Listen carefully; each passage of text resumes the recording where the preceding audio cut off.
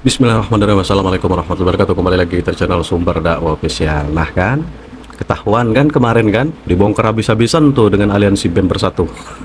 Sampai-sampai kepemilikan mobil pun juga ikut dibongkar. Ternyata benar terafiliasi di partai yang ngono. Pokoknya real, saya heran dengan partai yang satu ini. Dari kerusuhan tahun 98 tuh, diduga juga ada bantengnya tuh. Begitu juga pengisaran Presiden Gus Dur juga diduga ada bantengnya. Bahkan sampai kerusuhan sekarang juga diduga ada bantengnya. Jangan-jangan kerusuhan yang selalu dibikin Roy Suryo itu juga ada bantengnya tuh. Kalian itu saya nggak kaget lah kalau ada bantengnya, wajar saya. Lagian ya coba kalian pikir secara logika. Emang ada anak yang baru lulus kuliah tapi ngomongnya sudah berani seperti Adik Tio? Bahkan mungkin bisa disebut bukan lagi kritikan, lebih kehinaan dan cacian. Pokoknya rakyat bisa menilai lah, mereka ini yang memang ingin menyuarakan rakyat atau memang ada orang yang di belakang atau oknum yang memainkan, yang ingin menyerang atau menjatuhkan Pak Prabowo dan Pak Joko Widodo. Nah, kali ini kita akan melihat di mana Adik Tio kena batunya nih. Mungkin niat hati Adik Tio ingin memprovokasi warga, warganya cerdas sampai dipermalukan, bahkan acaranya sampai dibubarkan. Oke, langsung saja kita melihat berita apa berlama-lama. Bismillahirrahmanirrahim. Let's go. Saya tidak pernah demo, tetapi ketika saya melihat kondisi ketika ada sekelompok yang berusaha, di kacamata saya, berusaha menjatuhkan pemerintah yang sah misalkan, kemudian berusaha melakukan sesuatu untuk membuat negara ini semakin kacau di saat pemerintah sedang berjuang. Saya menganggap memang sebentar berjuang. Kita tahu kondisi di luar sana, kondisi global ini tidak baik-baik saja. Tekanan luar biasa terhadap pemerintah. Apalagi saat Bapak Presiden menerapkan sistem ekspor satu pintu. Tekanan luar biasa. Ditambah lagi usaha Pak Prabowo memerangi para mafia tambang, mafia migas, CPO. Tentunya kita tahu di luar, dia mengembalikan 11 triliun lebih, dan itu adalah hal yang harus kita apresiasi. Kita tidak boleh buta di situ. Saya bicara dengan teman-teman Satgas Tambang yang banyak ditutup sekarang karena banyak tambang sekarang. Jadi misalkan ada 500 hektar misalkan, di tengah ada 200 hektar, itu tidak ada izin. Di samping kiri kanan ada izin. Itu semua mereka menggunakan tanah-tanah negara, kemudian tidak ada tanah negara. Makanya itu semua yang diburu. Cuma yang buat saya heran, di saat kondisi ini terjadi, loh tiba-tiba muncul gerakan dari mahasiswa. Saya bingung, ada apa ini? Ya betul, pokoknya kelihatan banget, anomali banget. Tuntutannya pun begitu juga tidak jelas. Dan ini real ini, momen Adik Tio pelongok-pelongok. Dan alhamdulillah ternyata masih ada loh rakyat yang cerdas pokoknya. Kemarin ada bahasa bahwa kita dikasih waktu 18 hari. Kalau rupiah tidak menguat, mereka akan melakukan gerakan besar-besaran, bahkan reformasi di luar sakit. Tetapi di hari Jumat kemarin, tanggal 12 Juli, rupiah mulai menguat dari 18.200 kayaknya ke 17.860. Maka sekarang kembali menguat, walaupun kecil. Tetapi kita harus berdoa dan bersyukur, sehingga saya merasa miris ketika dalam kondisi ini ada lagi orang yang berusaha melakukan aksi unjuk rasa dengan cara yang tidak baik. Saya tidak mau katakan bahwa kita dilarang unjuk rasa, tapi lakukan dengan baik. Jangan sampai apa yang kita lakukan justru berdampak kepada negara kita sendiri, buat rakyat kita sendiri, membuat situasi menjadi tidak baik. Negara lain lari, tidak mau menyimpan dananya di sini, tidak mau investasi di sini. Apakah kita tidak berpikir bahwa kita membuat semua kesalahan? Tidak dilarang kita demonstrasi, tidak dilarang, tetapi caranya. Di Makassar juga saya sampaikan, 10 biji yang demo tahan mobil truk, semua badan jalan ditutup, yang disusahkan ribuan manusia. Saya yang tidak percaya Adik Tio ini tidak akan mengatakan bahwa itu adalah sesuatu yang benar. Iya kan? 10 orang berarti, 5 orang tahan kontainer, tutup semua jalan. Real ini mah, pelongok-pelongok. Begitu cara aksi diperlihatkan. Tidak boleh seperti itu. Abang Tio, saya menganggap Anda ini orang yang mulai bersikap. bentuk panggungmu dengan cara yang baik, bukan dengan cara mengeluarkan bahasa-bahasa yang tidak baik. Dan kemarin kita dengar di Jakarta, menurut saya sebagai orang timur itu adalah hal yang tidak punya adab. Dan saya minta mulai sekarang berubahlah untuk kebaikan Anda. Assalamualaikum warahmatullahi wabarakatuh. Kita gunakan Pak, kita akan kasih boleh. Tapi kami juga dihargai di sini. Kami sebenarnya ojol hargai gua. Jangan, kita di jalan Pak. Kita di mana Pak? Saya perlu meni kalau tidak bubar, minta maaf kita akan bubarkan paksa. Ini real si Karman langsung dibubarkan masyarakat Indonesia. Main.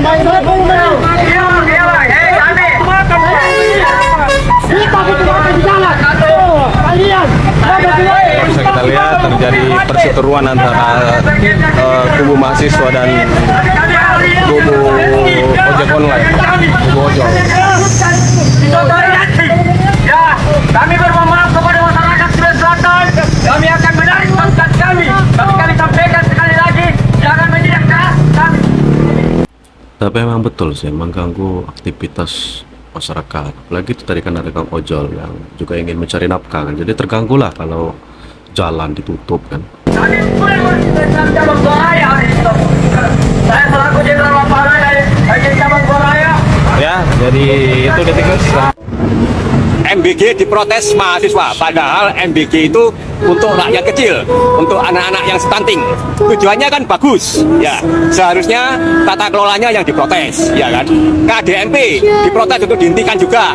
Nah, padahal KDMP itu untuk masyarakat desa, ya. Nah, mahasiswa tidak mau berpikir, maunya stop. Nah, nggak mau memberikan solusi, apalagi Pertamax disuruh turun. Nah, kan ya Pertamax itu orang kaya, jadi mahasiswa yang sekarang ini adalah dicibir oleh masyarakat, ya. Makanya masyarakat sekarang ini banyak menyebut mahasiswa itu sebagai mahasewa. Revolusi dasmu melocot wi. Iki wong tani lagi penak-penak ning jamane Pak Prabowo ki. Ya to, biyen lho. Wong wegah tani saiki petani muda bio antusiasnya luar biasa. Berbondong-bondong ning lahan. Lah biyen petani wi isin saiki wis dadi petani wi kemetak ngono lho. Gabah lagi muda. Wis usik ngono lho. Iki kan bangun negara, bangun omah perlu waktu 3 sampai 6 bulan lagi dadi apa nek negara lagi setahun wis revolusi dasmu iki. Satu ucapan saudara Tio yang membandingkan presiden kita dengan seekor hewan. Statement tersebut sangat menjijikan, tidak layak untuk kita sebut. Takutnya anak-anak kita nanti mengikuti. Nah, tuh betul tuh. Pokoknya ya tidak mendidik lah. Jadi ya bedakan kritikan dan hinaan dan cacian. Jadi beda betul. Itu yang pertama. Yang kedua, soal dugaan penyebaran hoax soal PBX Finder di mobil yang dipakai oleh Tio. Jadi kita ingin ini semuanya clear karena ada tuduhan yang kita anggap memberatkan posisi pemerintah. Nah, apakah ini akan dituduh memberatkan atau pembungkaman terhadap kalangan kritis? Tidak. Kami tetap mendukung Tio untuk bersuara kritis, mengkritik kebijakan pemerintah, tapi kami akan melawan setiap upaya pelecehan, penghinaan, caci maki yang dilakukan kepada siapapun pemimpin negara ini, karena itu tidak baik. Di sini rekan-rekan Garda Prabowo tidak punya niatan memenjarakan saudara Tio, tidak sama sekali, dan kami pun diminta mendampingi untuk memastikan bahwa Tio harus sadar dan memahami di negara ini semua ada aturannya. Konstitusi kita mengatur kebebasan berpendapat, tetapi tidak mengatur kebebasan memaki, kebebasan menghina, kebebasan Ini termasuk ini untuk gerombolan Roy Panci kan.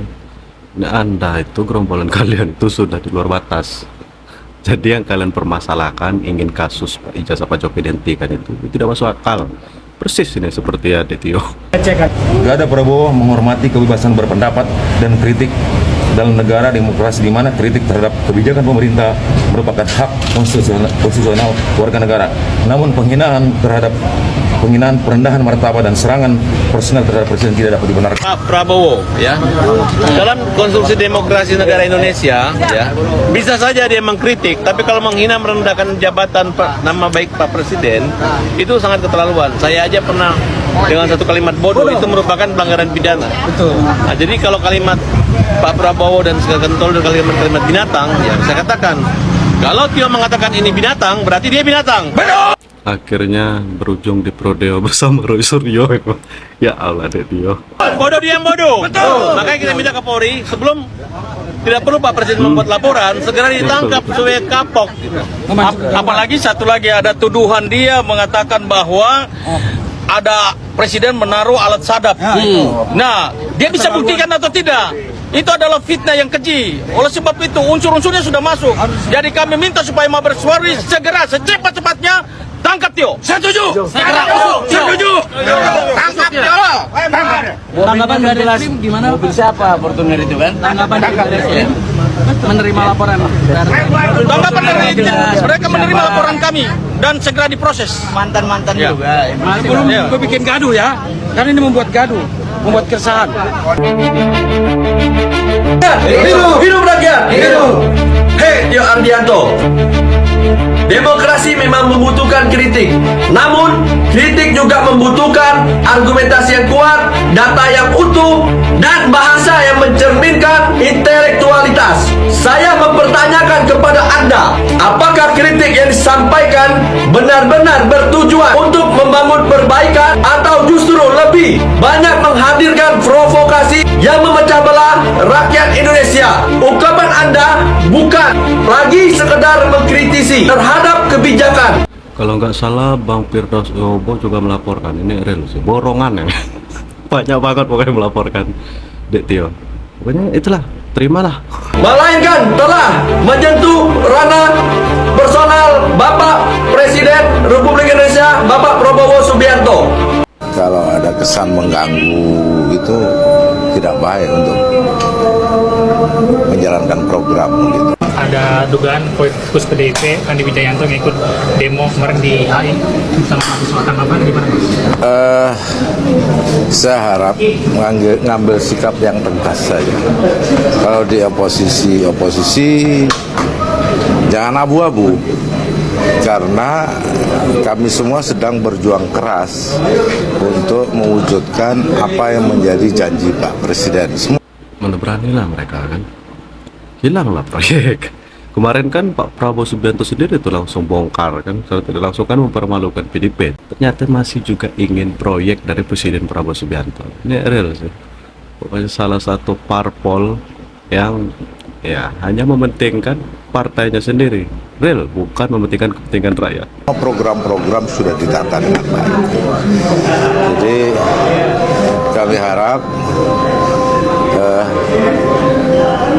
posisinya jelas, jangan abu-abu untuk PDIP.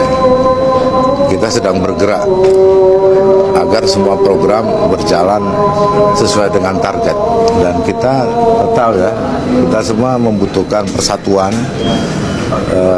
soliditas untuk menjalankan semua program Presiden. Tanpa itu juga nggak bisa jalan.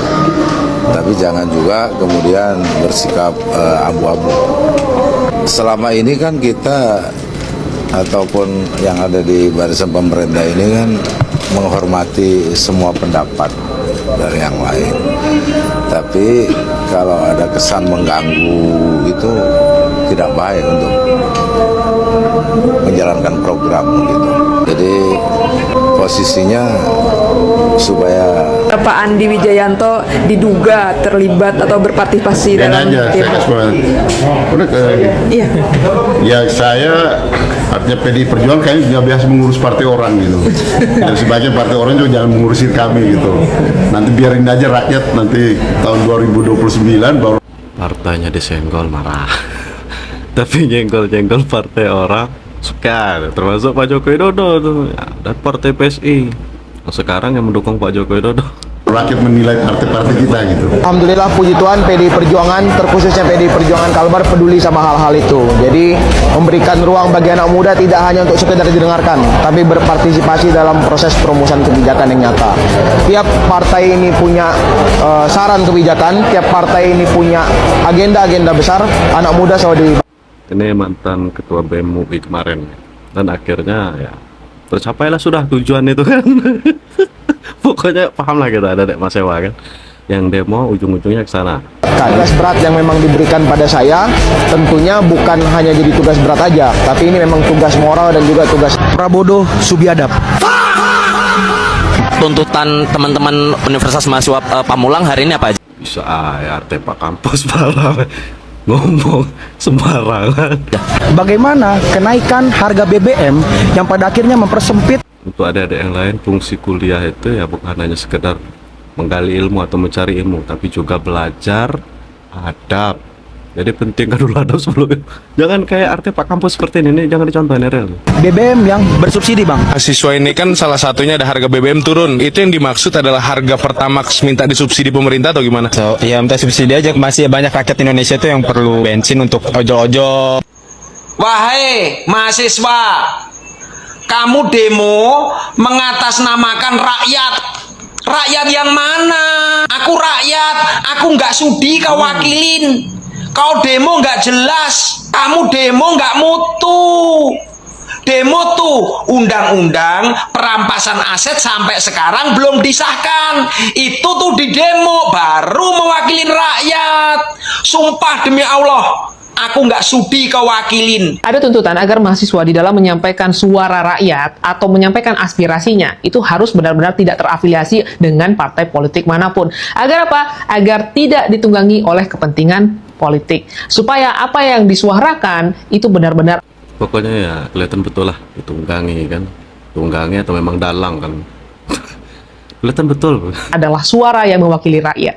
Tapi di sisi lain, ada seorang mahasiswa yang kemarin mengaku mobil miliknya dipasangi alat pelacak, dan akhirnya ketika ada muncul pertanyaan daripada warga negara Indonesia yang terutama bermain internet, bermain media sosial, ini mobil milik siapa sih? Dan akhirnya dia memberikan pengakuan bahwa itu adalah milik saudaranya. Itu adalah mobil yang dipinjamkan kepada saya sejak saya mengalami berbagai teror, terutama sejak Andri Yunus disiram air keras oleh saudara saya.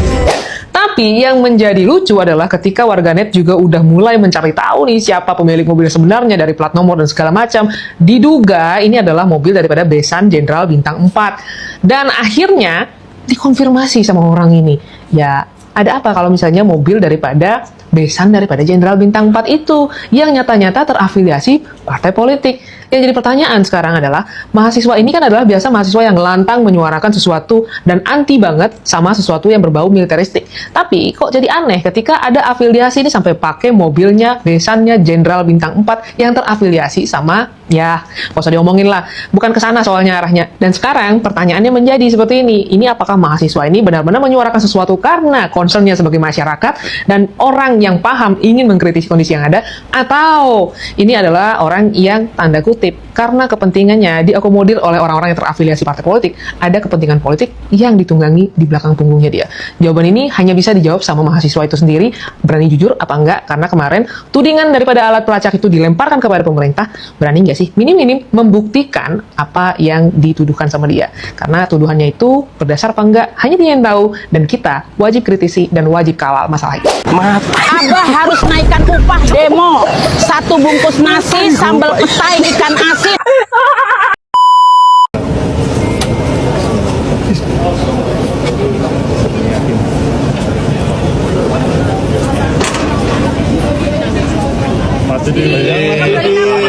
Nih, real, saya yakin pasti gerombolan ODGJ itu makin kepanasan. Ya Mas Didit. Ngobrolin apa Mas Didit? Ngobrolin apa Makasih aja? Mbak, makasih Mbak. Terima kasih. Terima kasih. Makasih ya. Ojo dhuwur-dhuwur. Jelo. Mas Didi.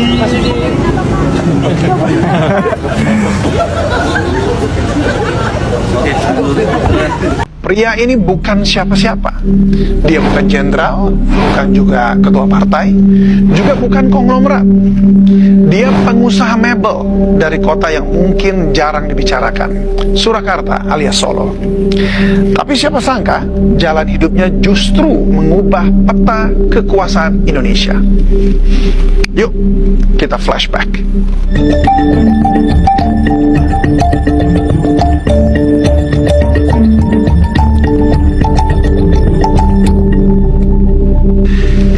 Selengkapnya Joko Widodo, lahir di Surakarta 21 Juni 1961. Ayahnya seorang tukang kayu dan masa kecilnya berat. Tempat tinggalnya pernah digusur, berkali-kali pindah rumah. Namun semua pengalaman hidupnya itu kelak jadi DNA politiknya. Politik wong cilik. Jokowi menggeluti industri mebel hingga jadi eksportir, membuatnya terpilih sebagai Ketua Asmindo, Asosiasi Mebel dan Kerajinan Indonesia, untuk wilayah Surakarta dan sekitarnya pada tahun 2002. Bernard Shin, salah satu mitra bisnisnya di Prancis, menamai Joko Widodo dengan sebutan Jokowi yang kita kenal sekarang. Nama sapaan yang memang lebih populer daripada nama aslinya. This name was between him and me, and today, if everybody use it. Dari organisasi perajin mebel ini, Jokowi memperluas relasi dan menabung bekal untuk masuk ke panggung politik. Sebuah dunia yang tentunya lebih rumit dari kayu jati. Tahun 2005, Jokowi mencalonkan diri sebagai wali kota Solo lewat PDI Perjuangan. Ini kalau kata netizen datang sebagai orang desa atau orang biasa, lalu pulang sebagai legenda. Real Pak Joko Widodo. Banyak yang meremehkan Jokowi tentunya. Tapi Jokowi dengan wajah yang terlihat lugu dan senyum yang tenang jadi alat promosi yang sempurna. Dan ternyata dia menang. Ya mungkin karena rakyat sudah bosan ya dengan gaya politisi lama gitu. Ketika jadi wali kota Solo, gaya kepemimpinannya memang beda. Sering nongol di pasar, kemudian dia belusukan, menyapa langsung warga Solo yang ia jumpai. Dan saat itulah dimulai apa yang disebut dengan era pencitraan progresif. Gayanya membuat dibicarakan oleh banyak orang. Baju putih, celana bahan, murah senyum, dan diikuti kamera yang selalu siap merekam. Di balik pencitraan, wali kota Jokowi juga dikenal sebagai pengambil keputusan yang dinilai sangat pro rakyat. Salah satunya saat memindahkan ratusan PKL di Banjarsari. Nah, para PKL ini diajak berdialog sambil makan. Bukan cuma sekali, ternyata lebih dari 50 kali. Dan Jokowi berhasil memindahkan PKL tanpa kerusuhan, tanpa Satpol PP. Bahkan ia juga kerap mengadakan festival budaya yang mengangkat kota Solo sebagai the spirit of Java. Nah, gaya Jokowi ini ternyata memesona warga Solo, sehingga ia terpilih sebagai wali kota selama 2 periode. Di akhir jabatan periode kedua wali kota Solo, Jokowi bikin gebrakan lagi. Ia mengandangkan mobil dinas yang mewah dan menggantinya dengan mobil SMK, karya anak-anak SMK Negeri 2 Surakarta. Pencitraan dengan memakai pakaian sederhana semakin terdongkrak dengan adanya mobil SMK. Mobil yang disebut-sebut sebagai mobil nasional. Ini yang Roy Suryo sakit hati betul. Sampai sekarang nyari stres. Karya anak bangsa. Meskipun belakangan ini nasib mobil SMK tidak semulus karir Jokowi. Baru 2 tahun menjadi wali kota Solo periode kedua, Jokowi dipilih PDIP untuk maju di Pilkada DKI Jakarta 2012. Putra daerah ini berpasangan dengan Basuki Cahayapurnama atau yang kita kenal Ahok, melawan petahana Fauzi Bowo alias Foke. Jakarta akan bangkit, akan jadi kebanggaan kita semua. Itu yang kita harapkan.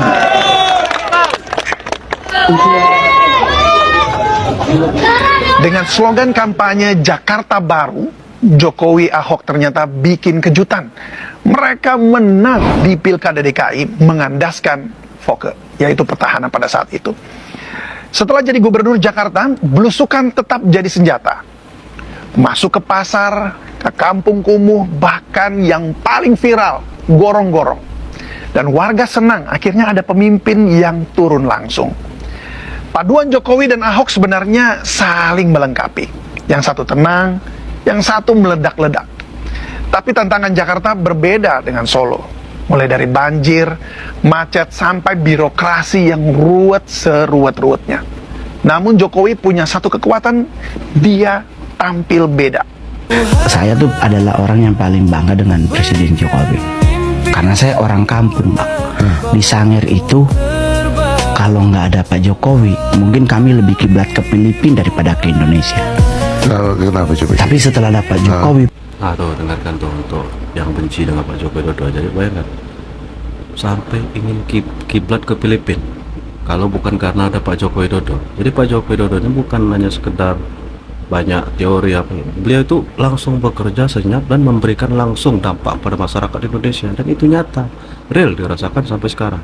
pembangunan ke arah timur di prioritaskan, kami udah punya sinyal, nonton TV juga udah nggak lagi bersemut, kita udah nggak ketakutan ini itu, terus handphone kita udah bisa buka, kalau anak-anak sekolah ada PR udah tinggal googling gitu, udah bisa, bahkan sana betul, ya karena udah ada itu gitu. Jadi dulu kita dapat radionya Mabuhay dari Filipina. Serius? Iya.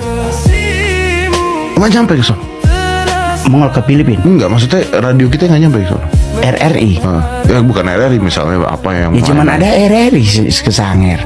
Jadi apa salahnya sih? Apa susahnya sih kalau kita support dan kita dukung terus nih pemerintahan Presiden Prabowo dan Mas Gibran? Toh kalau negara ini maju dan mereka berhasil, kalian juga yang menikmati. Dah pokoknya, saya akhiri, salam cerdas, salam waras, tentunya tetap jaga rukun aman persatuan Indonesia. Wabillahi taufiq wal hidayah. Wassalamualaikum warahmatullahi wabarakatuh.